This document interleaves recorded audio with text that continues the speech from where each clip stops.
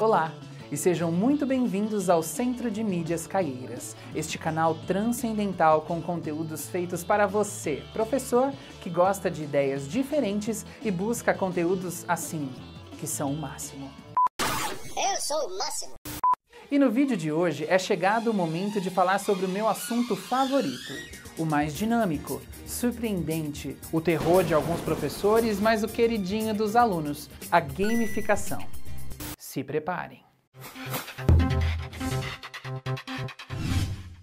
A gamificação nada mais é do que utilizar o recurso dos jogos para fazer com que os estudantes de diferentes idades aprendam ou aprimorem o conhecimento de um determinado conteúdo.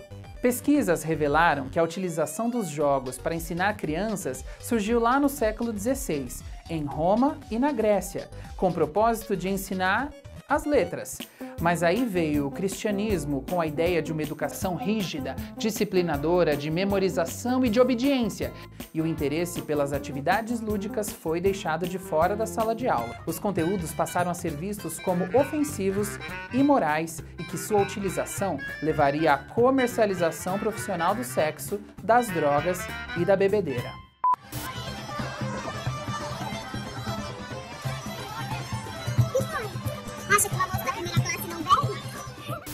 Por mais de 2 séculos, as brincadeiras eram consideradas quase sempre como fúteis, cuja única utilidade era a distração, o recreio e, na pior das hipóteses, julgavam-na como coisa do que não pode ser nomeado.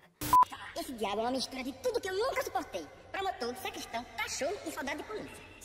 Foi lá depois do Renascimento e da Revolução Francesa que essa censura sobre os jogos começou a mudar e passou a fazer parte do cotidiano de todas as crianças, jovens e até adultos como diversão e passatempo, favorecendo o desenvolvimento da inteligência. Temos mais 3 letras, Rita. Letra I. Temos letra I, meninas. E de escola, é isso, Rita? O primeiro registro da utilização dos jogos como ferramenta de aprendizagem aconteceu nos Estados Unidos na década de 50, e não foi com crianças, mas com executivos da área financeira, em treinamento.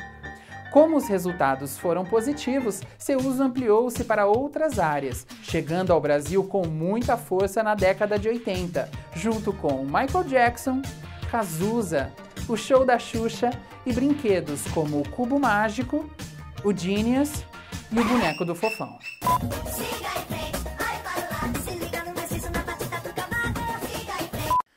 Segundo Kishimoto, a história dos jogos no Brasil é influenciada pelos portugueses, pelos negros e pelos índios, nas brincadeiras das crianças brasileiras. Por meio da oralidade foram criados os contos, as lendas, as superstições, os versos, adivinhas e as parlendas, e também personagens como o bicho-papão, a mula sem cabeça, a cuca, o lobisomem, a Yara e outros, trazidos pelos portugueses e aprimorados pela população nativa. Você quer saber o segredo? Quero saber. O segredo tem a ver com isso aqui, ó. Pode revelar o segredo pra tua cunhada. Por eu ser o 7º homem da família, eu sou lobisomem. É isso que eu fico fazendo a noite inteira na rua. Ah, você tá de brincadeira, você é louco! Com o surgimento dos jogos eletrônicos, as gerações tornaram-se ainda mais influenciadas por essas novas plataformas, que fizeram com que crianças e adultos nos anos seguintes tivessem sempre uma referência que envolvessem os jogos de tabuleiro ou videogame. Então é basicamente isso. Inimigos na frente, blocos em cima, e quebrando esses blocos você ganha moedas, mas calma! Tem flores mágicas nesses blocos. Essas flores...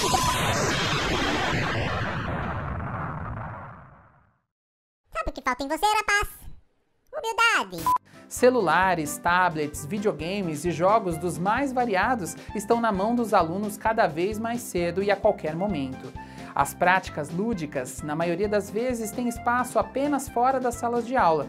E, para muitos especialistas, esse é um dos fatores que tornam a escola cada vez menos atrativa aos jovens, desinteressante, desmotivante, Xoxa, capenga, manca, anêmica, frágil e inconsistente.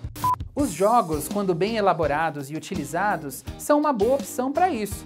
Fazem os alunos participarem mais das aulas, interagir entre si e favorecem aqueles que têm dificuldades de aprender e entender os conteúdos passados de forma tradicional.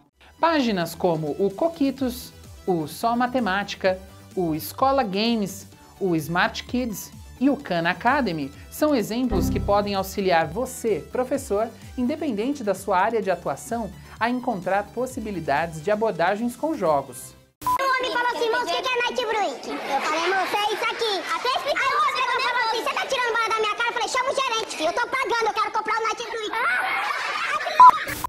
Sejam de tabuleiro, de videogame, virtuais ou com cartas, os jogos estão presentes na educação desde antes da nossa existência e auxiliam há séculos professores e estudantes.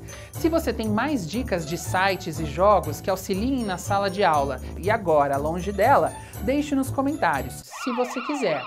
Curta esse vídeo, se você quiser, e compartilhe com seus colegas, mas só se você quiser. Um beijo e até o próximo vídeo.